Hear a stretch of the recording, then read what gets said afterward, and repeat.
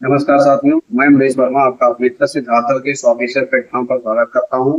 आज इस आवासीय पड़ाव के माध्यम से एमजीपीआर डेवलपमेंट यूनिवर्सिटी के अंतर्गत बीएससी ऑनर्स एग्रीकल्चर में एग्जाम स्टार्ट होने वाले हैं, जिनका पैटर्न एमसीक्यू बेस्ड रहेगा। इसमें हम आपके लिए लेकर आए हैं 2 इयर्स के सॉल्व क्वेश्चन पेपर, जो कि आपके लिए काफी यूजफुल रहेंगे। इसी के साथ हमारे चैनल को सब्सक्राइब कर लीजिए, लाइक करिए, कमेंट करिए। इसी तरीके से हम आपको बेहतर से बेहतर आपको सुविधा प्रदान करते रहेंगे। तो शुरू करते हैं। ये 6 सेमेस्टर का सत्र 2023-24 का एग्जाम पेपर है। सब्जेक्ट है principles of organic farming and precision farming. Paper code है 16163। इसी के साथ आप सभी हमारे चैनल को लाइक, सब्सक्राइब और कमेंट करना ना भूलें और दोस्तों को भी शेयर करते रहें। क्वेश्चन नंबर 1 इज, निम्न में से कौन सी प्रथा आमतौर पर जैविक खेती यानी ऑर्गेनिक फार्मिंग से जुड़ी हुई है? तो फसल चक्र और प्राकृतिक खाद का उपयोग यानी crop rotation and use of natural compost. Next is, father of modern organic agriculture यानी आधुनिक जैविक कृषि का जनक किसे माना जाता है? तो सर अल्बर्ट हावर्ड को। नेक्स्ट इज, इसको शॉर्ट में IFOAM बोलते हैं यानी international federation of organic agriculture movement. किस साल बनाया गया था? तो 1972 में। Next is, which country was the largest organic producer in 2021 यानी 2021 में कौन सा देश सबसे बड़ा जैविक उत्पादक था? तो India, Bharat. Next is, organic certification यानी जैविक प्रमाणीकरण के लिए अर्हता प्राप्त करने के लिए कितने वर्षों तक भूमि की मिट्टी को बिना किसी रसायन और अन्य पदार्थ का उपयोग किए जैविक माना जाना चाहिए? तो 3 इयर्स। नेक्स्ट इज, किस वर्ष जैविक खेती आंदोलन यानी ऑर्गेनिक फार्मिंग मूवमेंट शुरू हुआ था? तो 1930 में। Next is, main goal of organic farming यानी जैविक खेती का मुख्य लक्ष्य क्या है? तो प्रमोट सस्टेनेबल एग्रीकल्चर यानी टिकाऊ कृषि को बढ़ावा दें। नेक्स्ट इज, ऑर्गेनिक फार्मिंग यानी जैविक खेती में निम्न में से किसकी अनुमति नहीं है? तो सिंथेटिक पेस्टिसाइड की, जबकि ऑर्गेनिक मैन्योर, क्रॉप रोटेशन और ग्रीन मैन्योर की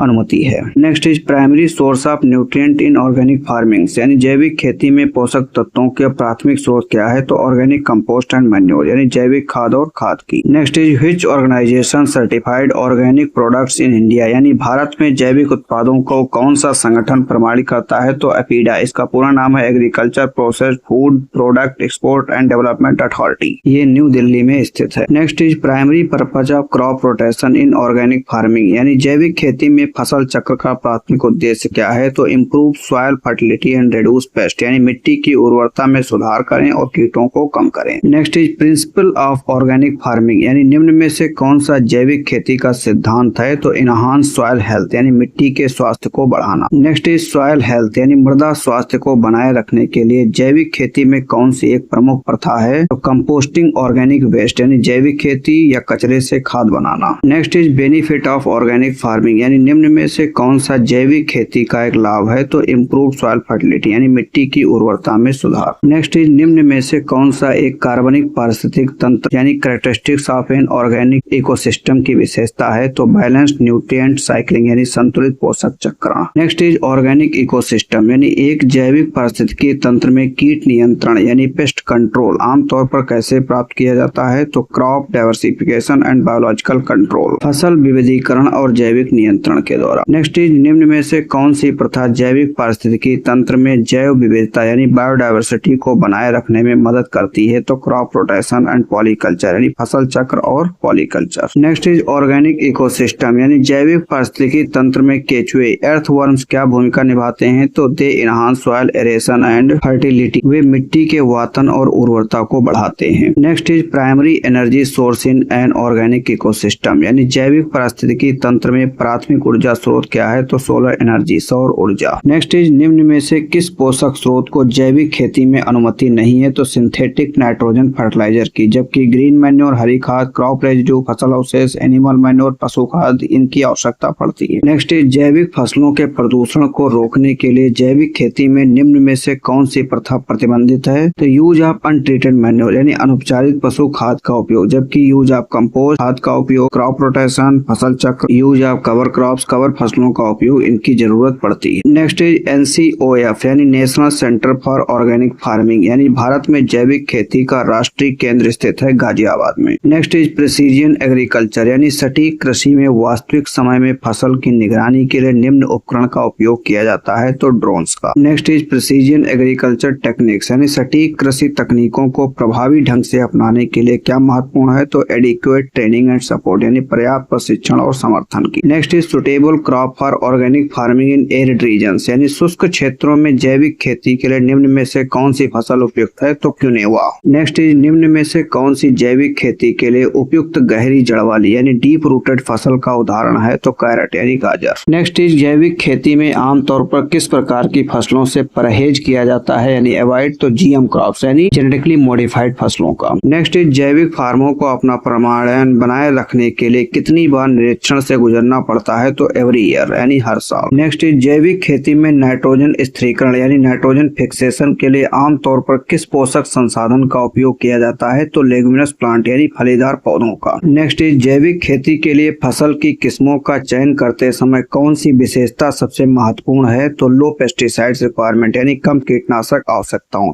की। नेक्स्ट इज ऑर्गेनिक फार्मिंग में मिट्टी के स्वास्थ्य को बढ़ाने और खरपतवार की वृद्धि को रोकने की सामान्य विधि क्या है तो प्लास्टिक मल्च यानी प्लास्टिक मल्च का उपयोग। Next is national program for organic production यानी एनपीओपी के तहत जैविक खेती के लिए मानक स्थापित करने के लिए कौन सा संगठन मुख्य रूप से जिम्मेदार है तो सर्टिफिकेशन बॉडी यानी प्रमाणन निकाय। नेक्स्ट इज एनपीओपी फ्रेमवर्क यानी national program for organic production में प्रत्यायन एजेंसी यानी एक्रीडेशन एजेंसीज की क्या भूमिका है तो to grant accreditation to certification body यानी प्रमाणन निकायों को मान्यता प्रदान करना। नेक्स्ट इज यदि कोई उत्पाद यूएसडीए मानकों के तहत जैविक के रूप में प्रमाणित है तो उस पर कौन सा लेबल लगाया जा सकता है तो यूएसडीए ऑर्गेनिक। यूएसडीए का पूरा नाम है United state department of agriculture. Next is जैविक प्रमाणीकरण प्राप्त करने का प्रमुख लाभ निम्न में से कौन सा है तो एक्सेस टू प्रीमियम मार्केट्स यानी प्रीमियम बाजारों तक पहुंच। नेक्स्ट इज ऑर्गेनिक फार्मिंग यानी जैविक खेती में अक्सर शामिल होता है तो इंटीग्रेटेड पेस्ट मैनेजमेंट यानी एकीकृत कीट प्रबंधन। Next is economic advantage of organic farming for consumers यानी उपभोक्ताओं के लिए जैविक खेती का सामान्य आर्थिक लाभ क्या है तो परसीव्ड हेल्थ बेनिफिट्स यानी कथित स्वास्थ्य लाभ का। नेक्स्ट इज जैविक कृषि उत्पादों के लिए कौन सी विपणन रणनीति अक्सर सबसे प्रभावी होती है तो direct to consumer sales. Next is किस क्षेत्र को जैविक उत्पादों का बढ़ता बाजार माना जाता है तो नॉर्थ अमेरिका यानी उत्तरी अमेरिका को। Next is marketing for organic products यानी जैविक उत्पादों के विपणन में संभावित बाधाएं क्या हैं तो high price sensitivity among consumers यानी उपभोक्ताओं के बीच उच्च मूल्य संवेदनशीलता। नेक्स्ट इज निम्न में से कौन सा जैविक खेती में पोषक तत्वों के उपयोग पर प्रतिबंध है तो application of raw sewage sludge यानी कच्चे सीवेज की छिड़काव प्रयोग, जबकि कंपोस्ट पशु खाद का उपयोग, हरी खाद का समावेश, रॉक फास्फेट का उपयोग ये प्रतिबंधित नहीं है। नेक्स्ट इज जैविक कीट प्रबंधन में निम्न में से किसकी अनुमति नहीं है तो सिंथेटिक पेस्टिसाइड की, जबकि नीम ऑयल, बैसिलस थ्रिंजेंसिस और बायोलॉजिकल कंट्रोल एजेंट की अनुमति है। नेक्स्ट इज निम्न में से कौन सा जैविक उत्पादन कार्यक्रम एनपीओपी की परिचालन संरचना का घटक नहीं है तो नैप। इसका पूरा नाम नेशनल एक्रीडेशन बॉडी है। नेक्स्ट इज यह सुनिश्चित करने के लिए किस अभ्यास का उपयोग किया जाता है कि जैविक पोषक संसाधन सुरक्षित और प्रभावी है तो composting organic materials before use यानी उपयोग से पहले जैविक सामग्री का कंपोस्टिंग करना। Next is main objective of precision agriculture यानी परिशुद्ध कृषि का मुख्य उद्देश्य क्या है तो मैक्सिमाइजिंग यील्ड एंड एफिशिएंसी यानी उपज और दक्षता को अधिकतम करें। नेक्स्ट इज भारत का परिशुद्ध कृषि यानी प्रिसीजन एग्रीकल्चर को अपनाने में आमतौर पर किस समस्या का सामना करना पड़ता है तो insufficient internet connectivity. Next is primary goal of organic pest management यानी जैविक कीट प्रबंधन का प्राथमिक लक्ष्य क्या है तो prevention and suppression of paste using natural methods यानी प्राकृतिक तरीकों का उपयोग करके कीटों की रोकथाम करना। नेक्स्ट इज निम्न में से कौन सा जैविक खेती में कीट नियंत्रण की जैविक विधि है तो introducing natural predators like ladybug यानी लेडीबग जैसे प्राकृतिक शिकारियों का परिचय करना। नेक्स्ट इज जैविक कृषि में मुख्य रूप से फसल चक्र का उपयोग किसके लिए किया जाता है तो to confuse pest and disturb their life cycles यानी कीटों को भ्रमित करना और उनके जीवन चक्र को बाधित करना। नेक्स्ट इज जैविक खेती में खरपतवार प्रबंधन के लिए आमतौर पर निम्न में से किस पद्धति का उपयोग किया जाता है तो मल्चिंग का। नेक्स्ट इज निम्न में से कौन सा एनपीओपी के भीतर प्रमाणन निकायों का एक कार्य है तो certifying organic products and operation यानी जैविक उत्पादों और संचालन को प्रमाणित करना। Next is maintain soil health यानी मृदा स्वास्थ्य को बनाए रखने के लिए जैविक खेती में कौन सी एक प्रमुख प्रथा है, तो कंपोस्टिंग ऑर्गेनिक वेस्ट यानी जैविक कचरे से खाद बनाना। नेक्स्ट इज निम्न में से कौन सा जैविक पारिस्थितिकी तंत्र यानी ऑर्गेनिक इकोसिस्टम का सिद्धांत नहीं है, तो use of genetically modified organism यानी आनुवंशिक रूप से संशोधित जीवों का उपयोग, जबकि प्राकृतिक संसाधनों का संरक्षण, पारिस्थितिकी का संतुलन, जैव विविधता को बढ़ावा देना, ये सभी प्रिंसिपल्स में आते हैं। Next is organic nutrient management यानी जैविक पोषक तत्व प्रबंधन में सुदृढ़ीकरण का उद्देश्य क्या है, तो improve nutrient availability in the soil यानी मिट्टी में पोषक तत्वों की उपलब्धता में सुधार करना। नेक्स्ट इज जैविक खेती के लिए फसल की किस्मों के चयन में निम्न में से कौन सा प्रमुख कारक है, तो resistant to pest and disease यानी कीटों और रोगों के प्रति प्रतिरोध। नेक्स्ट इज निम्न में से कौन सी एनपीओपी के भीतर प्रमाणन निकायों का एक कार्य है, तो certifying organic products and operation यानी जैविक उत्पादों और संचालन को प्रमाणित करना। नेक्स्ट इज निम्न में से कौन सी संस्था एनपीओपी के तहत एनएबी द्वारा मान्यता प्राप्त है, तो सर्टिफिकेशन बॉडी यानी प्रमाणित निकाय। नेक्स्ट इज राष्ट्रीय जैविक उत्पाद कार्यक्रम के कार्यान्वयन और प्रबंधन की देखरेख के लिए कौन सा निकाय मुख्य रूप से जिम्मेदार है, तो एनएससी इसका पूरा नाम है, नेशनल स्टीयरिंग कमेटी यानी राष्ट्रीय संचालन समिति। नेक्स्ट इज निम्न में से कौन एनपीओपी परिचालन संरचना का हिस्सा नहीं है, तो नेशनल ऑर्गेनिक फार्मिंग काउंसिल यानी राष्ट्रीय जैविक खेती परिषद, जबकि एनएससी,